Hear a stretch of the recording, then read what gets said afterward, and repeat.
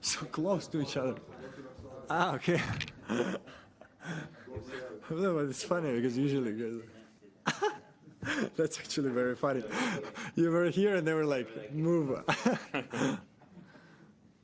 Daniil, well done on reaching the second week once again. Can you just sum up your week so far? Oof, tough one for sure, tough matches. Physically, today was very tough, but I'm happy that I managed to be able to play the match, to play it quite good, serving well. I felt like I could be better when moving to the ball, but that's normal. My body was not 100%. But I'm happy to be here in 2 days. I feel like now I have enough time to recover 100% and be ready for next match. English? Can you talk us through yesterday and sort of like everything, like what time you went to sleep, what time you woke up, what you did, how, ice baths? Yeah, after the match for sure, ice baths still, because after the match like this helps to just have the muscles less inflamed, because actually one thing is to finish late, but the other thing is it was 4 hours of pretty rough tennis and sprints and a lot of long points. Then I had some blisters, so we needed to take care of it. So we got to the hotel by like 5:15, the time we do the treatment and everything. I went to bed at 7, woke up at 12, which was a good sleep, I think. And actually yesterday, what's very funny, I was feeling better than today. So yesterday I came to the courts, everyone was asking me like, what are you doing here, how are you feeling? I was actually like, not too bad. I had a 45-minute practice, maybe easy, just some easy hitting, and a lot of, for sure, like some recovery drinks, work with the physio, went to bed like at 11, slept till 9, and actually, usually if I go like exactly at 11 and not later, I will wake up 8:30. But here I woke up at 9 with the alarm, was tough. Then during the day I slept again today, was like tough sleep, like I felt like I'm missing sleep. And as I said, I was not 100% today physically, but I was like 90, 85, which is still good, and I'm happy about it. So yeah. Such a big match for you here 2 years ago, reaching the final. Are you daring at all to think about, getting another chance this year? 100%. I feel like I'm 100%, let's say, left this match behind. Only future and present is ahead, because was tough. I mean, for sure wanted to win it, was close. Then even fifth set, when he was like kind of almost winning it, I came back but still lost, so tough loss, but now I have 100% behind me. I'm focusing on right now. I wanna, as you say, try to go again to the final, try to have my chance of winning another Grand Slam. I had another final finally in US Open, so just wanna show good tennis, beat good guys, and hopefully get one more title. Experience like you had the other night when you lost the first 2 sets and then it went so late, does it sharpen your focus now for the rest of the tournament? Like, do you just want to get in and get off 3 sets? I would love to win every match in 3 sets, but sometimes it doesn't work like this. With Emil, he played very, very strong level. I was off the first 2 sets. I was missing a lot of unforced errors. Can happen. I'm happy that I managed to win it. And I think, of course, we probably never saw anyone win a Grand Slam 7 matches in 5 sets. Physically, it would be tough, mentally, and then probably you would lose one time. But if you're down 2 sets to love, you have to try to win. And so if I can win next matches in 3 sets, I would be happy to do it. If I'm down 2 sets to love, I'm going to try to win. And then we see what happens. So for sure, it's better to not finish that late and not play 4 hours again. But let's see what happens. You seem very happy right now. I'm just curious if you can explain just what feels so great. I'm winning.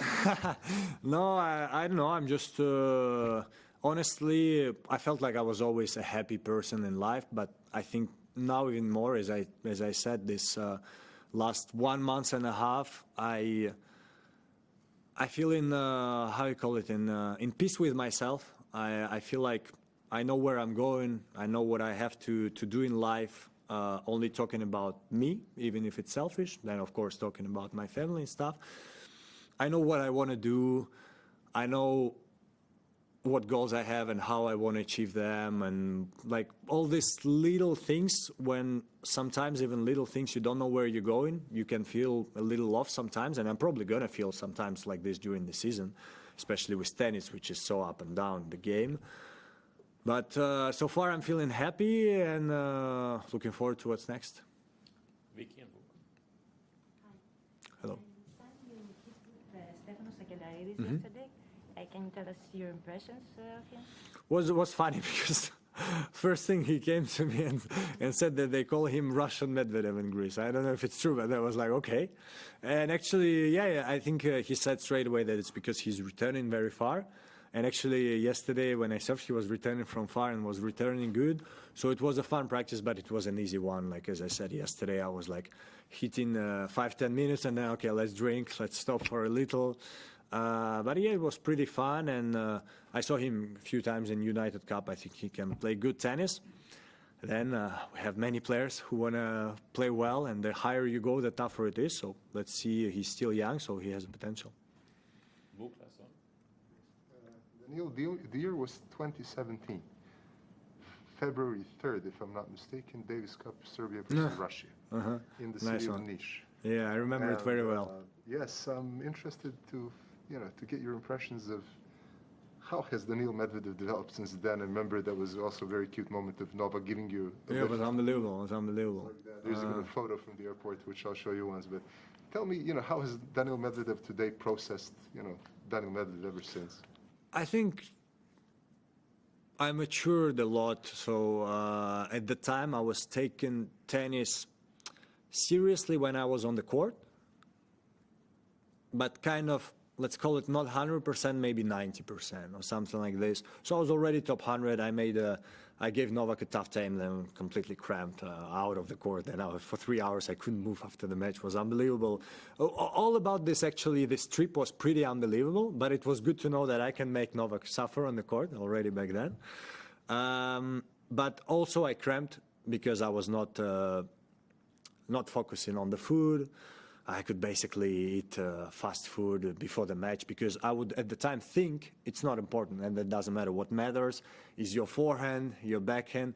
Then step by step I understood how important is off-court life, sleep, food, treatment, whatever, all these small little details. And me, that's how I work in life. Many people around me, you can be guys sitting here, all of me saying, we think this is the right thing. I'm going to be like, okay, I see what you're saying, but till I myself decide to do it, not going to work. Maybe it's like this for actually many people, but at least for me. So now what I said to Ben, many things I changed last month.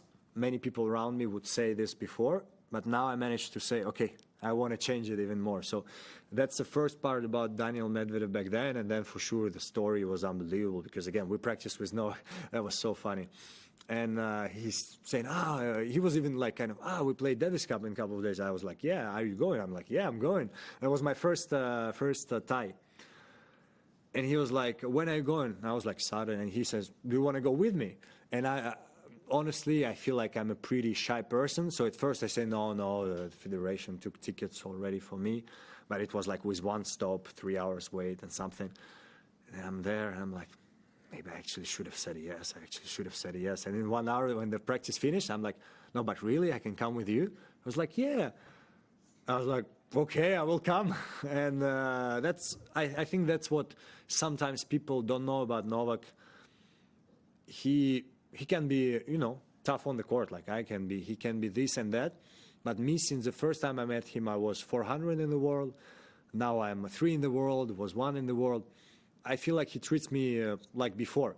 For sure, I became more of a rival than before for him.